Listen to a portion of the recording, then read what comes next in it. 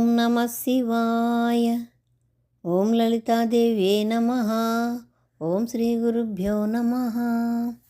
శివానందలహరి 72వ శ్లోకం.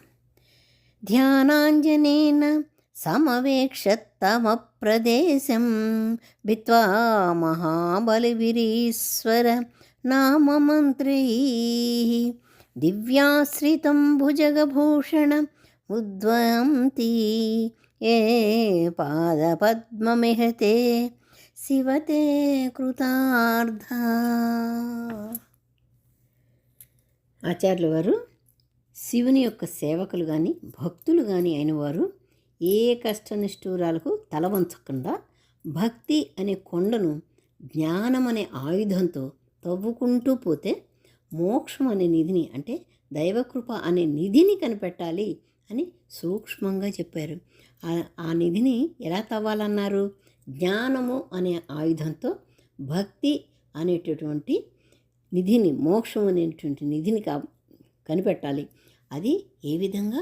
దైవకృప వల్ల. ధ్యానాంజనేన సమవేక్షతు తమ ప్రదేశం భిత్వ అంటే ధ్యానం అనే అంజనాన్ని సమవేక్ష అంటే కనిపెట్టాలి.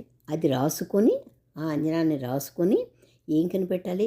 తమ ప్రదేశం, నిధి ఉన్న గనిని వెతికినట్లుగా ఈశ్వర కరుణాకటాక్షం అనే నిధిని భిత్వా తవ్వాలి.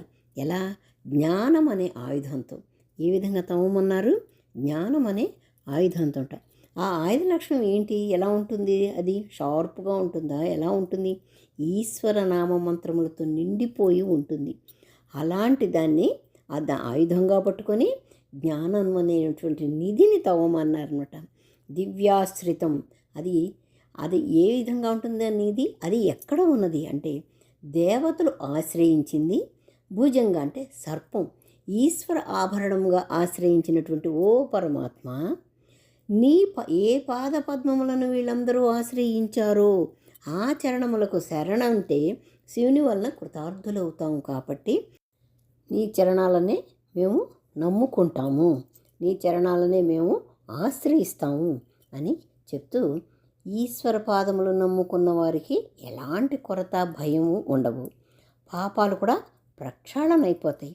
అప్పుడే ఆ భక్తుడు నిధిని సొంతం చేసుకున్నవాడవుతాడు. అజ్ఞానాన్ని తవ్వేస్తే జ్ఞానం అనే నిధి బయటకు వస్తుంది.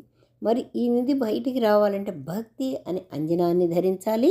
మరి ఆ అంజనం ఎలాంటిది అంటే ఈశ్వర నామాలతో, ఆ నామాలు తప్ప ఇంకేమీ కనిపించనంత చీకటిగా నల్లగా ఉంటుంది. అదేంటి? దాన్ని భక్తి అంటారు. ఆ భక్తి అంత పవిత్రమైనటువంటి భక్తి, పరమ పవిత్రమైనటువంటి మనస్సు అనే కంటికి భక్తి అనే అంజనాన్ని ధరిస్తే జ్ఞానం అనే నిధిని సంపాదించి ఈశ్వర కృపకు మనం పాత్రలం అవుతామని ఆచార్యుల వారు చెబుతున్నారు. ఓం నమః శివాయ. ఓం శ్రీ గురుభ్యో నమః.